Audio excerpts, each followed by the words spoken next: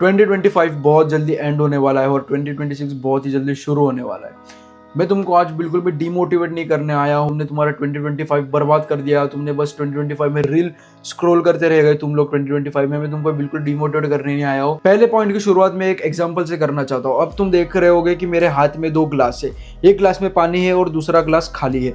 जिस ग्लास में पानी है उसको हम टाइम मान लेते हैं। अब जब मैं इस ग्लास को उल्टा करता हूँ, जिस स्पीड से ये पानी जाएगा इस ग्लास में वो टाइम है। जिस स्पीड से पानी इस दूसरे ग्लास में गया उसी स्पीड से टाइम भी जा रहा है। तुमको मोस्ट प्रोबेबली पता भी नहीं चला होगा कि कब 2025 शुरू हुआ और कब 2025 एंड होने वाला है। इसकी बहुत बड़ी वजह है सोशल मीडिया। हाँ, तुमने सही सुना, सोशल मीडिया इसकी बहुत बड़ी वजह है। सुबह उठ के हम रील स्क्रॉल करना शुरू कर देते हैं, बस फोन यूज करना शुरू कर देते हैं, कुछ प्रोडक्टिव चीज़ें नहीं करते, कोई अपने ऊपर ध्यान नहीं दे रहा। आज के टाइम में सब रील स्क्रॉल करने में लगे पड़े हैं, सब इंस्टाग्राम फालतू चीज़ें कंज्यूम करने में लगे पड़े हैं।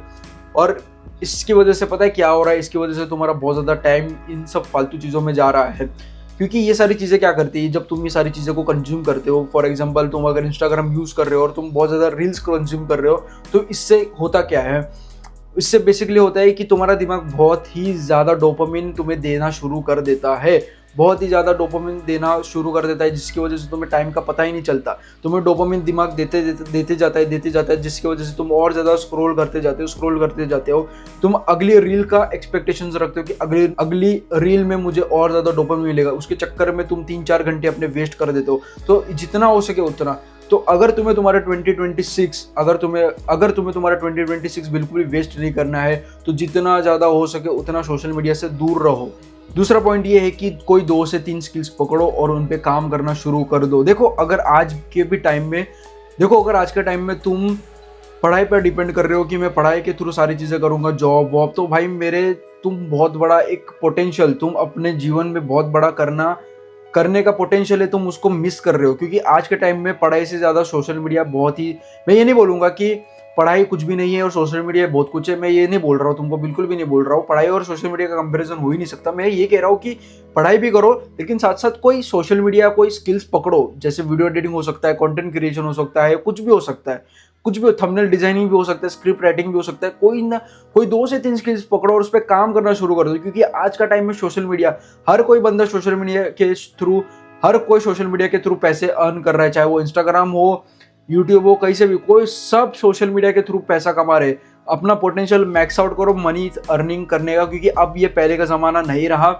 यहाँ पे मनी अर्निंग का सोर्स कोई एक पढ़ाई या कोई जॉब, अब वो सोर्स नहीं रहा। अब बहुत सारे सोर्स खुल चुके पैसे कमाने के। तो इसके लिए बोल रहा हूँ, कोई 2 से 3 स्किल्स पे काम करना शुरू कर दो। अगर तुम सोच रहे हो कि मैं ये भी करूँगा, वो भी करूँगा, ये भी, अगर तुम 2 से 3 स्किल्स से ज़्यादा किसी भी स्किल्स पे फोकस करने की कोशिश करोगे, तुम किसी में भी अपना बेस्ट नहीं दे पाओगे। क्योंकि अपना दिमाग किस चीज़ के लिए बना है तुमको पता है? अपना दिमाग सिर्फ 2 से 3 चीज़ों के लिए ही बना हुआ है। मतलब दिमाग सिर्फ 2 से 3 चीज़ों पे ही फोकस कर सकता है अच्छे से। अगर तुम सोच रहे हो कि मैं ये भी करूँगा, वो भी करूँगा, एक साथ 4, 5, 6, 7 तुम चीज़ों पे काम कर रहे हो, तो तुम किसी में भी अपना 100% नहीं दे पाओगे। और तुम यहाँ के भी नहीं रहोगे और वहाँ के भी नहीं रहोगे, किसी में भी तुम कुछ नहीं बन पाओगे। इसके लिए कह रहा हूँ, मिनिमम 1 और मैक्सिमम 3 स्किल्स पे काम करना शुरू कर दो आज से ही। तीसरा पॉइंट, और बहुत ही ज़्यादा इंपॉर्टेंट पॉइंट है, और इस पॉइंट ने मेरी लाइफ चेंज कर दी, सच बताऊँ तो पिछले 2 महीनों में।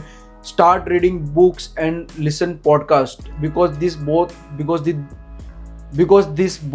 बिकॉज ये सारी चीज़ें are the best source of knowledge. अगर तुम चाहते हो कि तुम नॉलेजेबल बनो, तुम अपने बारे में जानना चाहते हो, तुम्हारे दिमाग के बारे में, तुम जो काम कर रहे हो, या लाइफ के बारे में तुमको जानना चाहते हो, या ह्यूमंस के बारे में, ह्यूमंस के नेचर के बारे में, कुछ भी हो सकता है, books and podcast are the best source of knowledge. ये तुमको इतनी नॉलेज दे देंगे ना, जितना कोई बंदा या कोई बंदी तुमको इतना नॉलेज नहीं दे सकता, उतना तो ये बुक और ये पॉडकास्ट तुमको नॉलेज दे देंगे। इसके लिए कह रहा हूँ, जितना ज़्यादा हो सके उतना सोशल मीडिया कम करो, और जितना ज़्यादा हो सके उतना ये पॉडकास्ट हो गया, बुक रीडिंग हो गया, उसको अपनी लाइफ में ऐड करो। चौथा और बहुत ही ज़्यादा इंपॉर्टेंट, इसने भी मेरी लाइफ चेंज करने में बहुत ही ज़्यादा मदद करी, वो है start any kind of physical activity, whether it is gym और एनी रनिंग, स्पोर्ट्स, कुछ भी फिजिकल एक्टिविटी शुरू कर दो। मैं तुमको ये नहीं कह रहा हूँ कि तुम जाके जिम ज्वाइन कर लो।